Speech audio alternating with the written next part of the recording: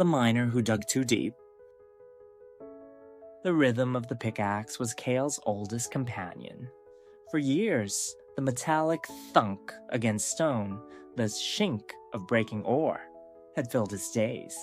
He was a miner, not just by trade, but by an insatiable, almost desperate curiosity to see what lay beneath.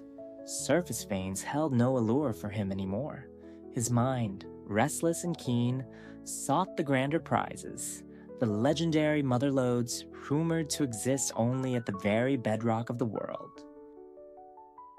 One crisp morning, with the sun just kissing the distant mountain peaks, Kale packed his weathered leather satchel, iron pickaxe, sturdy and sharp, strapped to his back, torches, enough for a week, a stack of bread, some cooked pork chops, and a few golden apples for good measure.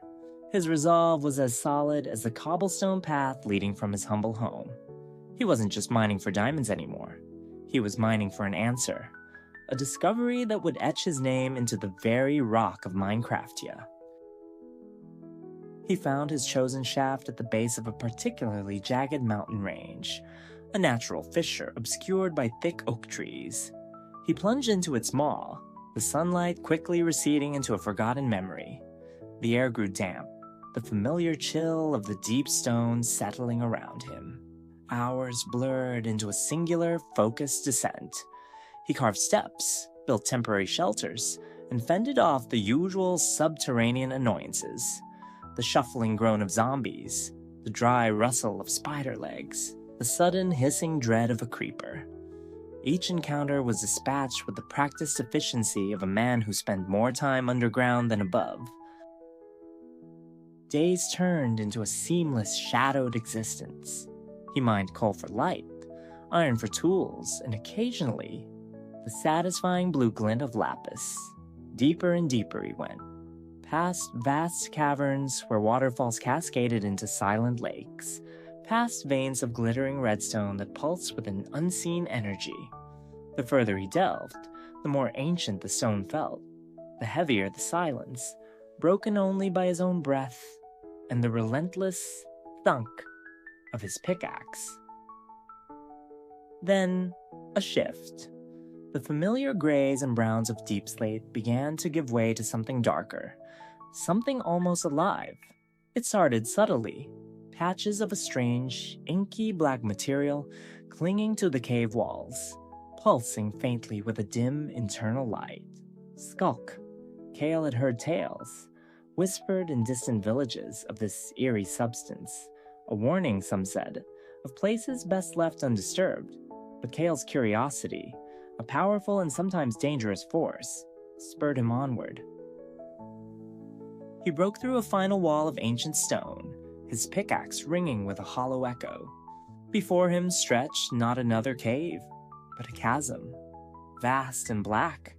He peered over the edge, dropping a torch. It plummeted for an eternity, its light shrinking to a pinprick before winking out. He crafted a sturdy rope ladder, securing it to a stalagmite, and began his final descent. The air grew heavy, thick, with a scent Kale couldn't place, like ozone and damp earth, but with an underlying current of something cold and stagnant. As his boots touched ground, he ignited a torch. The light exploded, revealing not a cavern floor, but a pathway. Walls of chiseled deep slate, towering structures that pierced the darkness above. He stood, awestruck, within a gargantuan forgotten city, its architecture alien and imposing. This was no natural formation. It was built, crafted by hands long turned to dust. This was an ancient city. He moved cautiously, his steps muffled by the strange, mossy growth that coated the deep slate. Giant archways connected colossal structures, their forms hinting at purposes Kyle couldn't comprehend. He saw the faint blue glow of Skulk sensors, silent and watchful, embedded in the walls like unblinking eyes. His heart hammered in his chest, a drum beat in the profound silence. He was a trespasser in a graveyard of giants. He explored for what felt like hours, a lone figure in a forgotten world. He navigated the labyrinthine streets, climbed shattered staircases, and gazed into empty, yawning chambers. This place radiated an immense, ancient power, a silent hum that vibrated in his very bones.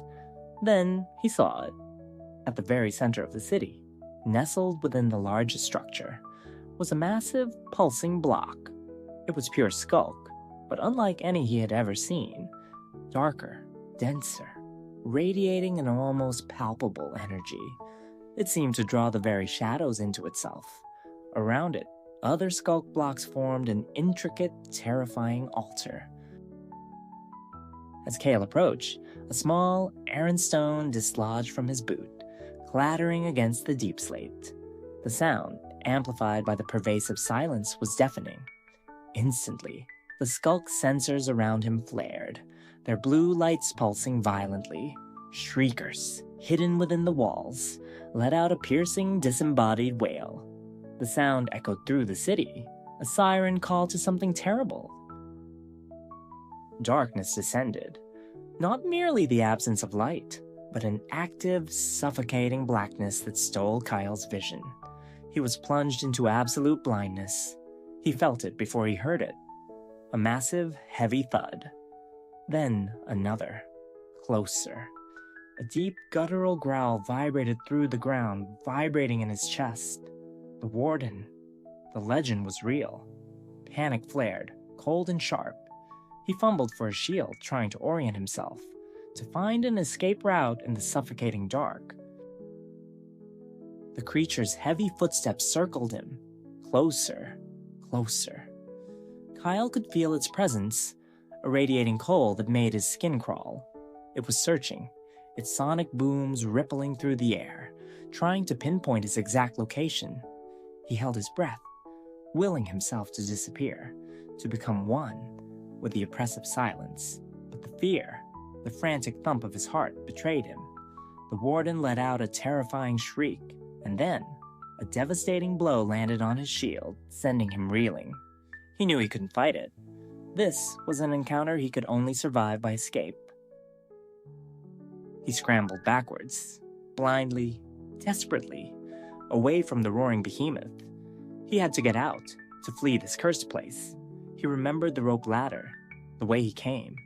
He ran, guided by instinct and the chilling echoes of the Warden's pursuit. He could feel its presence, a crushing weight, as he plunged deeper into the city's labyrinth, hoping to lose it. In his panicked flight, Cale stumbled, not on deep slate, but on something soft, yet firm. His hand, outstretched to break his fall, landed directly on the central pulsating skulk block, the massive altar. It wasn't just a block. It was a conduit. A surge of raw, ancient energy slammed into him, a cold, burning sensation that went beyond pain, directly into his mind. He wasn't just touching it, he was connected. And then it awoke. Not with a roar or a shriek, but with a whisper. A myriad of whispers, ancient and vast, filling Cale's mind. They were not words, but concepts, feelings, hunger, awareness, endless patience. This was something far older than the Warden, older than the skulk itself. The skulk was merely its skin, sensory organs. This was the mind, the true heart of the deep dark.